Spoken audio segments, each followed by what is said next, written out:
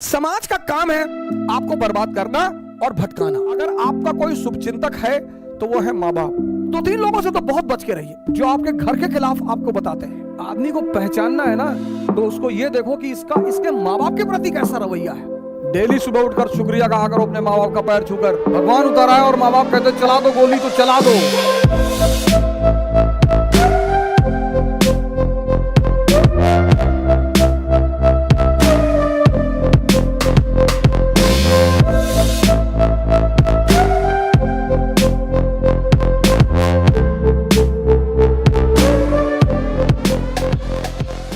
समाज का काम है आपको बर्बाद करना और भटकाना। यह समाज का धर्म है। उस समाज में अगर कोई आपको बनाने वाला मिल जाए मां बाप के अतिरिक्त, तो आप बहुत भाग्यशाली हैं।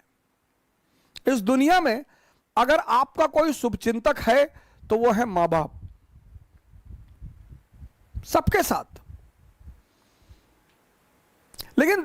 लेकिन होता क्या है, वो कठोर होते हैं हमारे प्रति। जो भी शुभचिंतक होगा वो कठोर होगा, जिसको शोषण करना होगा वो मृदु होगा।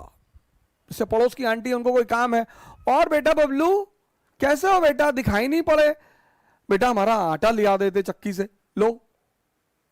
अब मां इस तरह से नहीं बोलेगी, मां कहेगी बदतमीज कहां मरा हुआ था। तो अब हम ह्यूमन नेचर है हमारा, तो हमें मां बाप बड़े बुरे लगते हैं। लेकिन सूत्र यही है सर, जो भी आपके प्रति कठोर है वो आपका भला सोचता है, और जो भी आपके प्रति मृदु है, अच्छा बोलता है, आपकी सिर्फ तारीफ करता है, वो आपके शोषण के फिराक में है। किसी की कोई जनरेशन में लोग कहते ना, अरे भैया कमा लिए 7 पुस्त खाएगी। हमने तो ना देखा किसी की 7 पुस्तें खाते हुए। हमने तो उन मां बापों को खुशी देखा है जिनके बच्चे शाम को घर आते हैं, अपने मां बाप के साथ बैठते हैं, अपने मां बाप को घुमाने ले जाते हैं। हमारी श्रीमती जी के मामा है तो अपने मां बाप को साथ में रखते हैं बैंगलोर। उनके मां बाप से ज्यादा धनी आदमी कौन है सर इस संसार में, जिसकी बुजुर्गियत में बच्चे मोहब्बत करें। छोड़ दें सारी दुनिया किसी के लिए, यह मुनासिब नहीं महत्वाकांक्षी लोगों के लिए। भाई माँ बाप तो वही है ना, उनसे ज्यादा प्रेम कौन करेगा। हाँ, वो अगर आपको छोड़ दें तो चिंता का विषय है सर, तब तो दुखी होने का विषय है सर। लड़की ने छोड़ दिया, लड़के ने छोड़ दिया, कोई फर्क नहीं पड़ता सर। अगर महत्वाकांक्षा है, अगर आप खुद को बेवकूफ बना रहे हैं, बहुत फर्क पड़ता है सर।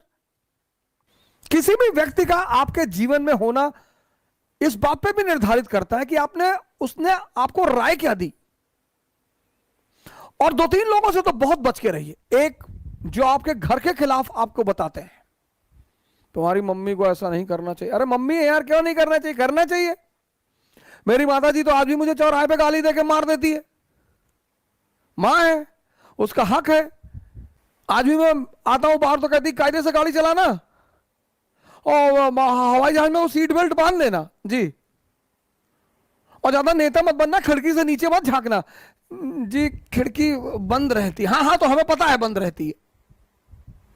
मां है सर। 7 महीना मैं रहा ऋषिकेश में सर, मेरा अटेम्प्ट खत्म हो गया, सबने मेरा साथ छोड़ दिया सर, सबने। मैं पैसे 1-1 रुपए के लिए मोहताज हो गया। मेरे एक मित्र हैं, 100 रुपए मांगने पे नहीं दिया उन्होंने सर।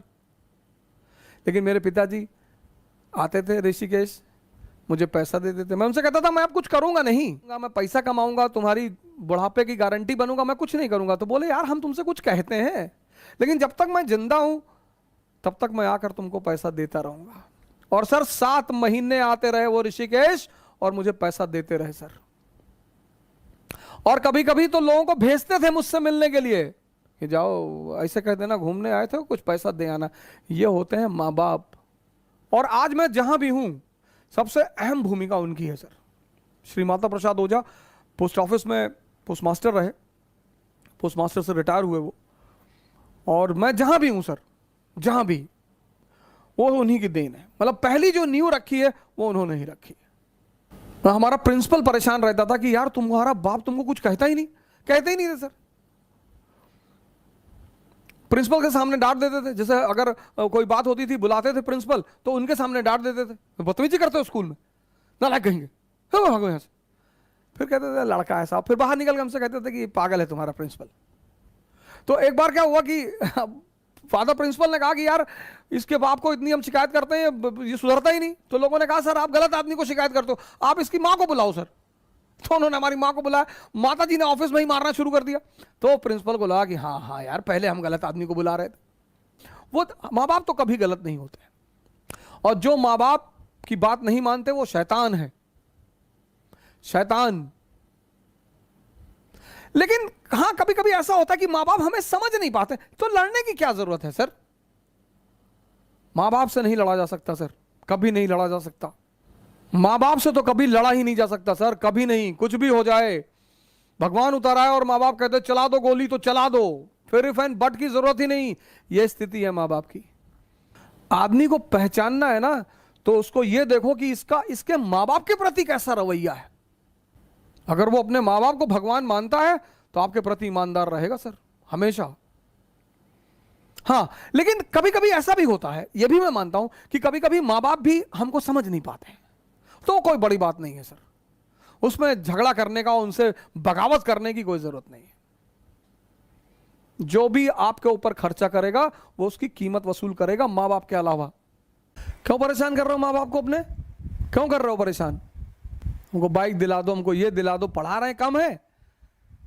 डेली सुबह उठकर शुक्रिया कहा करो अपने माँ बाप का पैर छूकर कि यार खिला रहे हो, यही बड़ी बात है। कोई दूसरा खिलाएगा चमड़ी उतार लेगा तुम्हारी।